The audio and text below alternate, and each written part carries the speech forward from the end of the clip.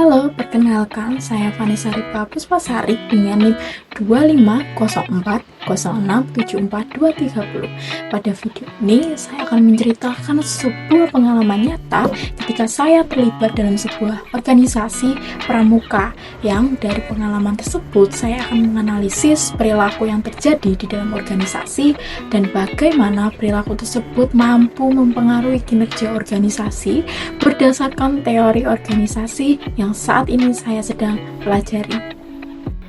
Pengalamannya dimulai ketika saya pernah terlibat dalam kepanitiaan suatu organisasi pramuka di SMA saya pada waktu itu. Ketika itu, tepatnya saya sebagai anggota umum karena saya baru saja bergabung pada tahun itu. Dalam kepanitiaan tersebut, terdapat anggota yang sudah lebih lama bergabung dalam organisasi dibandingkan saya dan juga anggota lainnya. Ya, sudah aktif dalam beberapa kegiatan sebelumnya, sehingga mungkin merasa pengalamannya lebih banyak.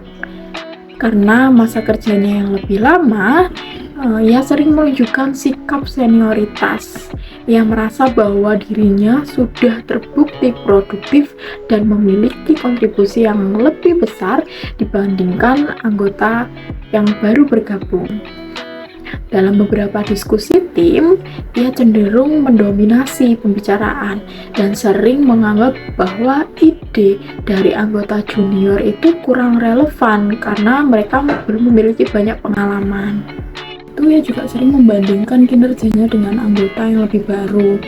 Mungkin ia merasa bahwa karena sudah lama berada di organisasi, maka cara kerjanya dianggap paling benar. Situasi tersebut membuat beberapa anggota junior menjadi kurang percaya diri untuk menyampaikan ide-ide mereka.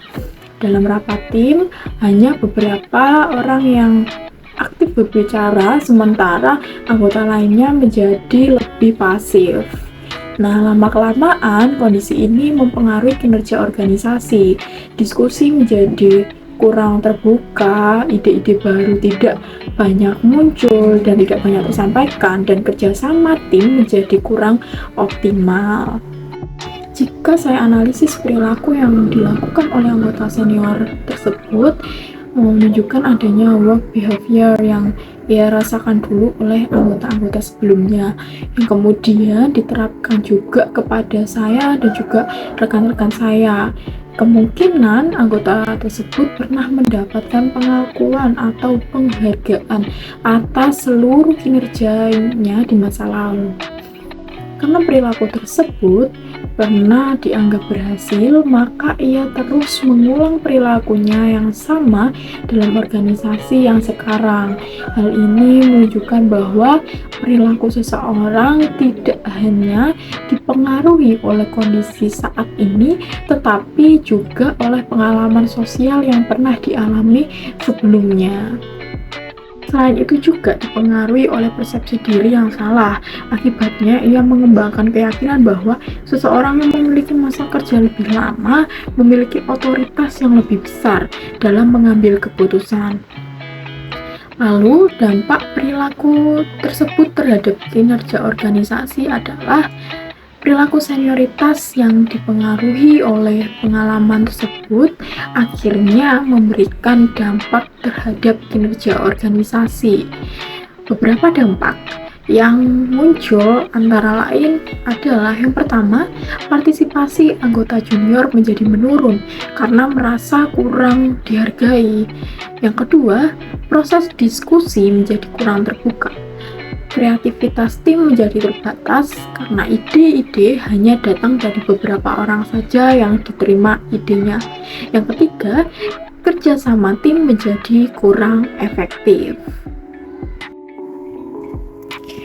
Dari pengalaman tersebut, yang dapat dipahami bahwa perilaku individu dalam organisasi itu sangat-sangat dipengaruhi oleh pengalaman dan juga lingkungan sebelumnya.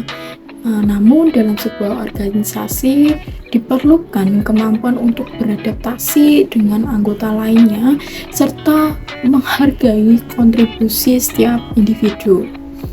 Organisasi akan berjalan dengan efektif apabila setiap anggota, baik senior maupun junior, memiliki kesempatan yang sama untuk menyampaikan ide dan bekerja sama dalam mencapai tujuan bersama. Terima kasih.